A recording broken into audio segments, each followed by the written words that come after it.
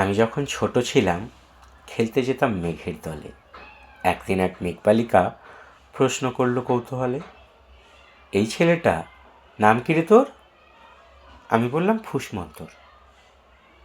মেঘবালিকা রেগেই আগুন, মিথ্যে কথা, নাম কি অমন হয় কখনো? আমি বললাম নিশ্চয়ই হয়, আগে আমার গল্প শোনো। সে বলল, শুনবো না, যা, সেই তো রানী, সেই তো রাজা, সেই তো একই ঢাল তরোয়াল, সেই তো একই রাজার কুমার পক্ষীরাজে, শুনবো না আর, ওসব বাজে। আমি বললাম, তোমার জন্য নতুন করে লিখবো তবে। সে বলল, সত্যি লিখবি? বেশ, তাহলে মস্ত করে লিখতে হবে, মনে থাকবে, লিখেই কিন্তু আমায় দিবি। আমি বললাম, তোমার জন্য লিখতে পারি এক পৃথিবী। লিখতে লিখতে লেখা যখন সবেমাত্র 2-4 পাতা, হঠাৎ তখন ভূত চাপলো আমার মাথায়। খুঁজতে খুঁজতে চলে গেলাম ছোট্টবেলার মেঘের মাঠে। গিয়েই দেখি চেনা মুখ তো একটাও নেই এই তল্লাটে। একজনকে মনে হলো ওরই মধ্যে অন্যরকম। এগিয়ে গিয়ে বলি তাকেই, তুমি কি সেই মেঘবালিকা? তুমি কি সেই? সে বলেছে, মনে তো নেই, আমার ওসব মনে তো নেই। আমি বললাম, তুমি আমায় লেখার কথা বলেছিলে। সে বলল, সঙ্গে আছে, ভাসিয়ে দাও গায়ের ঝিলে।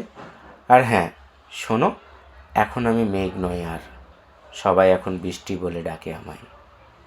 বলেই হঠাৎ এক পশলা চুল থেকে নখ আমার পুরো ভিজিয়ে দিয়ে অন্য অন্য বৃষ্টি বাদলের সঙ্গ নিয়ে মিলিয়ে গিয়ে খরস্রোতায় মিলিয়ে গেল দূরে কোথায়, দূরে দূরে।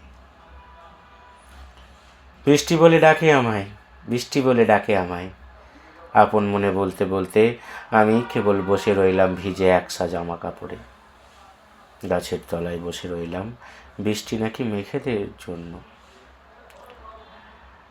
এমন সময় অন্য একটি বৃষ্টি আমায় চিনতে পেরে বলল, তাতে মন খারাপের কি হয়েছে, যাও ফিরে যাও, লেখো আবার।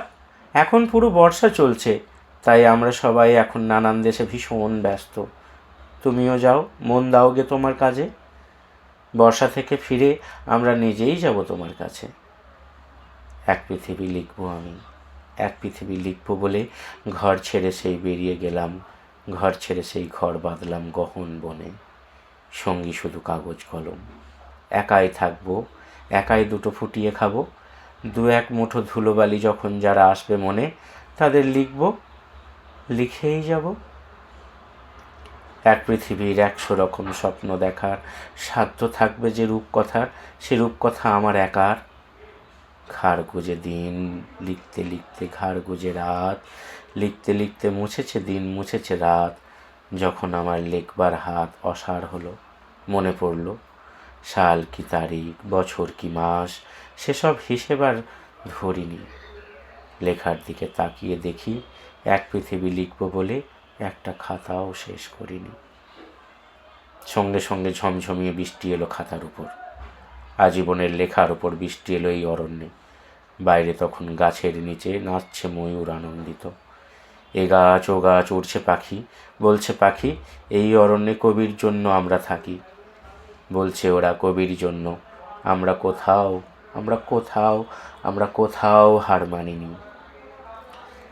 কবি তখন কুটির থেকে তাকিয়ে আছে অনেক দূরে, বনের পরে, মাঠের পরে, নদীর পরে, সেই যেখানে সারা জীবন বৃষ্টি পড়ে, বৃষ্টি পড়ে, সেই যেখানে কেউ যায়নি, কেউ যায় না কোনো দিনই। আজ সে কবি দেখতে পাচ্ছে সেই দেশে সেই ঝর্ণাতলার এদিক ওদিক ছুটে বেড়ায় সোনায় মোড়া মেঘ হরিণী, কিশোর বেলার সেই হরিণী।